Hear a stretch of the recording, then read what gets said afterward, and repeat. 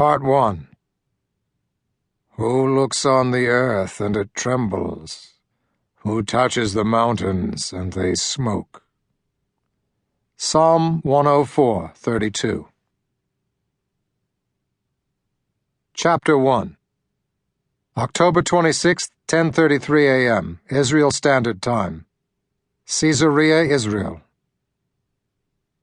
Dr. Erin Granger stroked her softest brush across the ancient skull.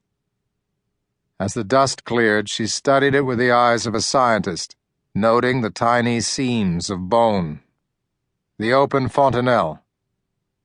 Her gaze evaluated the amount of callousing, judging the skull to be that of a newborn, and from the angle of the pelvic bone, a boy. Only days old when he died.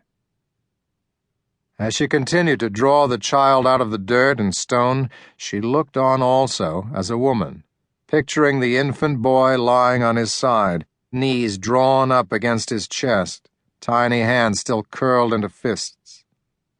Had his parents counted his heartbeats, kissed his impossibly tender skin, watched as that tiny heartbeat stopped? As she had once done with her baby sister. She closed her eyes, brush poised. Stop it.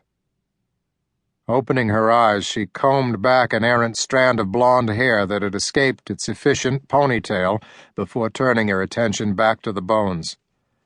She would find out what happened here all those hundreds of years ago. Because, as with her sister, this child's death had been deliberate. Only this boy had succumbed to violence, not negligence. She continued to work, seeing the tender position of the limbs.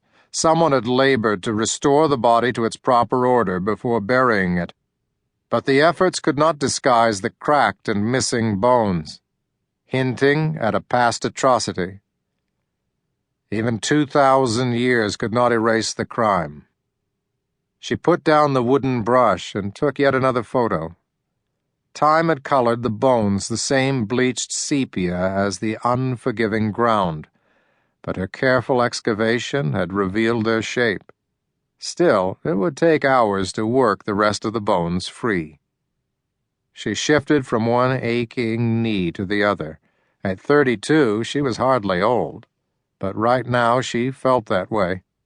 She had been in the trench for barely an hour, and already her knees complained. As a child, she had knelt in prayer for much longer, poised on the hard dirt floor of the compound's church. Back then she could kneel for half a day without complaint if her father demanded. But after so many years trying to forget her past, perhaps she misremembered it. Wincing, she stood and stretched, lifting her head clear of the waist-high trench. A cooling sea breeze caressed her hot face, chasing away her memories. To the left, wind ruffled the flaps of the camp's tents and scattered sand across the excavation site. Flying grit blinded her until she could blink it away. Sand invaded everything here.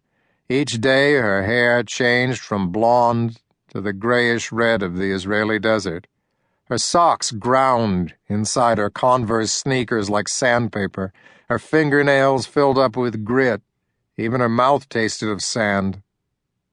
Still, when she looked across the plastic yellow tape that cordoned off her archaeological dig, she allowed a ghost of a smile to shine, happy to have her sneakers planted in ancient history. Her excavation occupied the center of an ancient hippodrome, a chariot course. It faced the ageless Mediterranean Sea.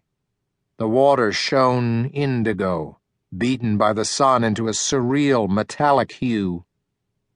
Behind her a long stretch of ancient stone seats, sectioned into tiers, stood as a 2,000-year-old testament to a long-dead king, the architect of the city of Caesarea, the infamous King Herod, that monstrous slayer of innocents.